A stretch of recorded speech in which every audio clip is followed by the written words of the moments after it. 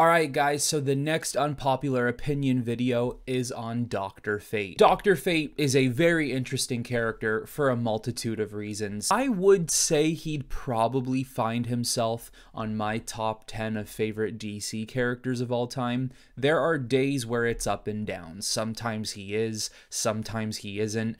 But if you really made me sit down and jot out my top 10, he'd probably end up being up there, maybe around 8, 9, or even 10. But with that being said, let's get right into the first comment. Z Production says, I don't have much to say, except he needs to be popularized more. Also first. And because of that, you are also the first comment, in which I do agree with. Many people don't know who Dr. Fate is outside of people who read or pay attention to the comic book world, and even a lot of people who do happen to know who Fate is, they always think that Dr. Fate is just a ripoff of Doctor Strange, and that is obviously because Doctor Strange has movies. And Dr. Fate is a relatively old character. Not a lot of people know this. Strange first came around in 1963. Dr. Fate only debuted about 2 years after Superman in 1940. I know they're both doctors, they're both magicians, but in a lot of ways, they're very two different characters. I know it's easy to look at them and say Doctor Strange was a ripoff of Fate, or both of these characters can be similarly connected, and in certain ways they can, but in a lot of other ways, they're very different from one another. But from your comment, yes, I do believe he needs to be popularized more, and since he made his first live-action debut in Black Adam, I will say I do believe he is the standout from that film. I think a lot of people would agree with that as well. And the fact that they got an actor like Pierce Brosnan to play him, I do believe it helped that character's case. Now the question is, can they continue the interest in that character moving forward, because right now it seems like there's no plans. Next comment comes from Josiah the Brain. As much as I love him, he needs more or better villains and more solo stories. We'll get more into the stories in a bit because a lot of people do mention this in the comments, but as for his villains, I completely agree. We had this conversation recently when we did the unpopular opinion video for Martian Manhunter. Some of these characters have no villains or next to no villains, and Dr. Fate is unfortunately one of them. All the villains that Dr. Fate has often are villains that are on a wider scale. They are villains to either leagues like the Justice League or a Justice Society, or they are villains to the entire known universe. There's only 2 villains that really come to mind right now for Dr. Fate, and even then there's not many details that I can cling on to. One, he has an evil uncle, I can't remember his name right now, and there's also Anti-Fate, and which maybe Anti-Fate could be interesting, but I don't know how often they use Anti-Fate, if at all. And then he has another villain named Abracadabra, but I believe once again that's just like a universally known magician villain. I believe Zatanna shares that villain as well, so he really doesn't have much going for him in an arch nemesis department. And I understand the size and the scope and the scale that Dr. Fate operates from. It's kind of hard to have singular villains that only focus on one person,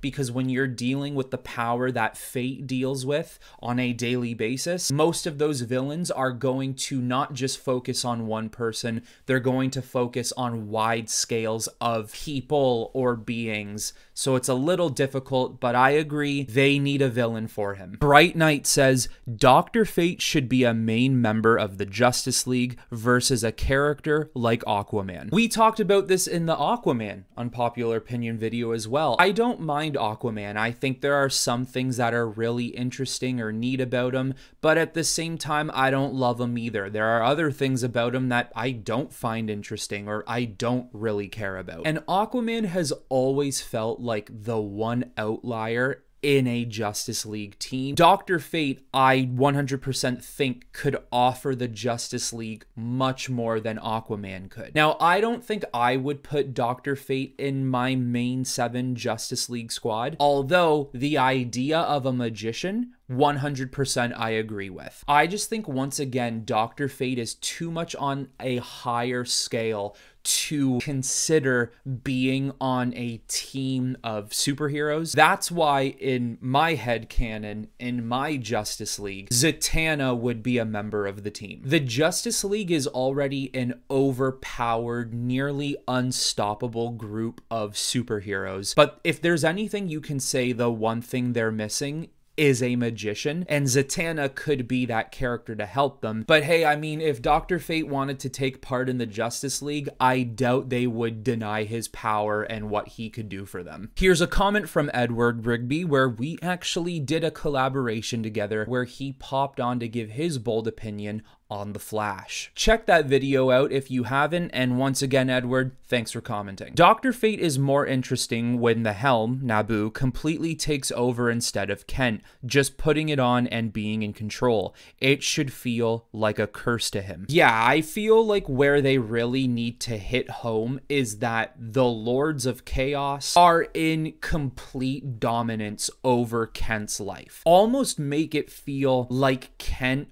owes a debt to these gods, like he has to do this, and even when there are times where he doesn't want to, he knows he has to. Sometimes Kent can almost feel like a vessel for the will of the Lords of Chaos. The minute he puts that helmet on, not only does he lose control, he's almost not Kent Nelson anymore. And I'm sure you can find stuff like this in comic books and other mediums, but there should be times where his helmet comes off or someone takes off his helmet and he's like, where am I? What's going on? I don't remember anything from over the past couple of hours, because when he becomes Dr. Fate, like I said, he's no longer Ken. Once again, the scale of operations, the threat he has to deal with, the fact that the name Fate doesn't just deal with earthly matters, it deals with universal matters. This should be a job that nobody wants, and he just happens to be this person in a job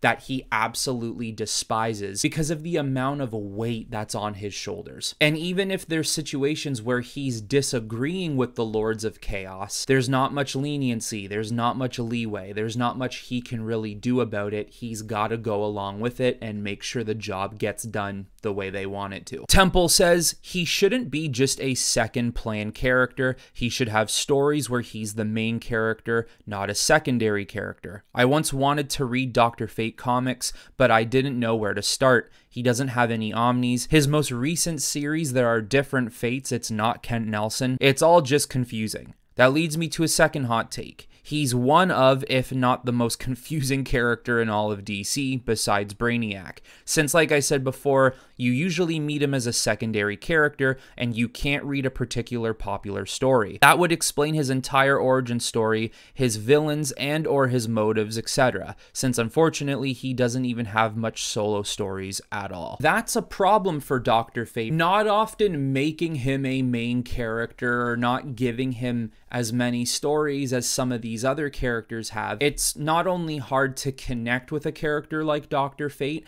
it's hard to really hammer down some of the most important details of what makes Kent Kent or what makes Dr. Fate Dr. Fate. And it is true, he often only comes in as a secondary character or a conveniently placed character that helps the heroes in their most desperate time of need when things feel over. It's often when the world or the universe is coming to an end and he randomly shows up to assist the Justice League, and it's always like, here's what we gotta do, follow the plan of fate. Sometimes that is the downfall of having characters who are so ridiculously overpowered. I don't always or necessarily agree with this, but this is why sometimes a lot of people find Superman boring. Some of the stories delivered to that character doesn't doesn't always give him justice because of how easily he can defeat and stop these threats, that can be a problem with Dr. Fate. Either A, he involves himself and he's all-time powerful, so he helps stop the threat relatively easier, or B, he doesn't involve himself at all because the Lords of Chaos doesn't want him there. Hikagna says a Dr. Fate story should not be told without introducing the Lords of Order and Chaos. These guys are a pretty big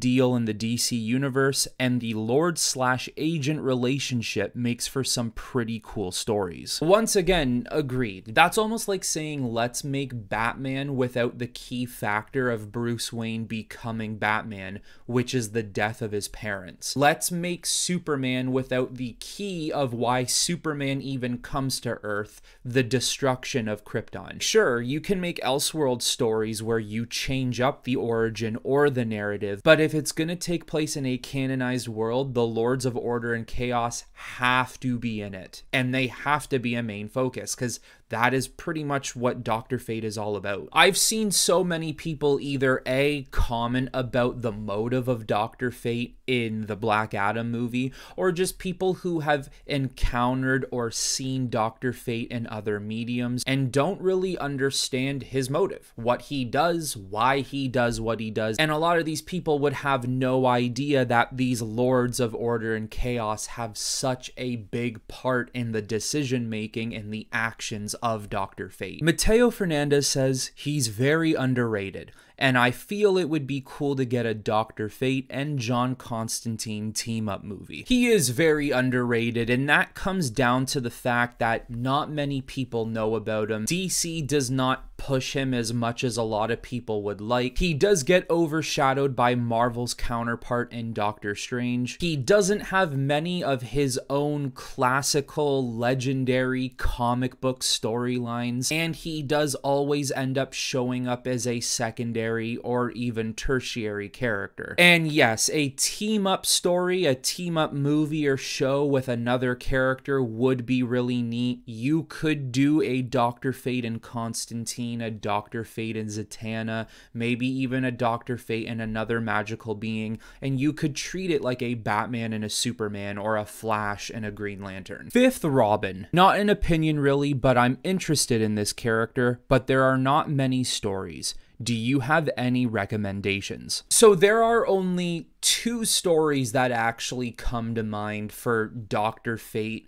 where he plays a more pivotal role within the story. And the more I thought about it, it's actually really hard to give you Dr. Fate stories, because believe it or not, there are not many stories in which he is the main character and where it is all about him. Mainly he is just showing up in other stories or team-up settings. But here are the 2 I'm going to give you. You can go back to the late 80s and 90s and read the Dr. Fate volumes 1 through, I believe, 3 or 4. And this story is pretty much about Kent Nelson being Dr. Fate, the story of the Helmet of Naboo, and the Lords of Order and Chaos. You'll get a lot of information about that, but it also details the journey of future Dr. Fates. It goes to the people who become Dr. Fate after Kent Nelson. And the other one that really does come to mind, and once again, it's not a full-on Dr. Fate story, but he is in it, is DC's Reign in Hell. This is basically a story about how Hell is thrown into a massive conflict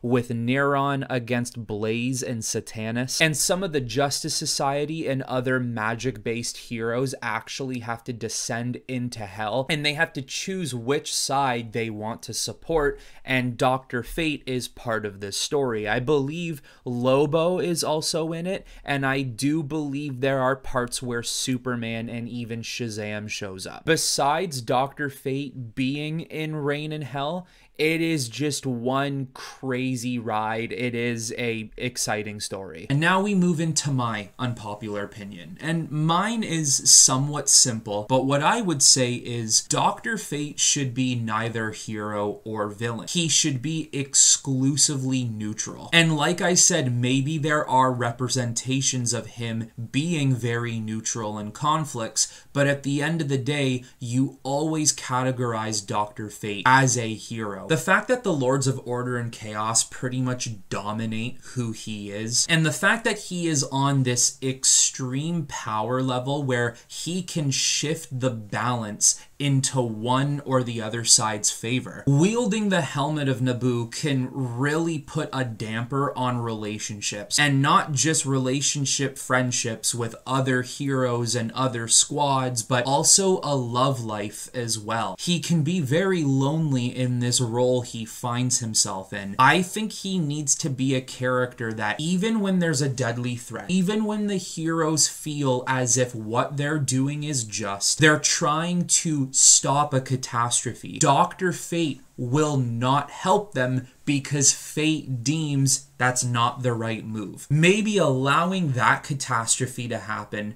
will allow the stoppage of another catastrophe somewhere else in the universe that would have taken millions of more lives than the one over here. And I think that can put him into really interesting dialogue points with other characters. Some characters may now really dislike him or even hate him because he refuses to take part in some of these situations, but other people, maybe other magical users, or maybe people who know who the Lords of Order and Chaos are, actually take pity upon Kent Nelson. They know the burden he has to undertake, and they know the decisions he makes aren't just not easy, but they are in the betterment of the universe. They are, after all, Fate. And there's a really interesting dynamic you can play with this character now. There can be all-time threats that are unbelievably powerful, but because of how unbelievably powerful Dr. Fate is, the Lords of Order and Chaos allow him to take action. But then there might be times where a significantly weaker villain or a person who threatens him, or maybe a loved one, someone he could snap his fingers and destroy them immediately, he can no longer take action because Fate is telling him not to do so. I think that's how you make Fate a little more interesting, and I think that's how you also create a story in which Ken needs to take fate into his own hands and can maybe strip away some of the restraints that the Lords of Order and Chaos have him bound to. But there you have it, everyone. That is my bold opinion for Dr. Fate, and here were some of your bold opinion and hot takes on the character. So as per usual, if you didn't have the opportunity to post your comment in the community posts, you can do it now in the comment section of this video. Let me know what you like or dislike about the character, and let me know other bold opinions you might have. That is it for this video, everyone. Make sure you keep an eye out for the next community post with the next character we're going to be covering. But until next time, I will talk to you all very soon.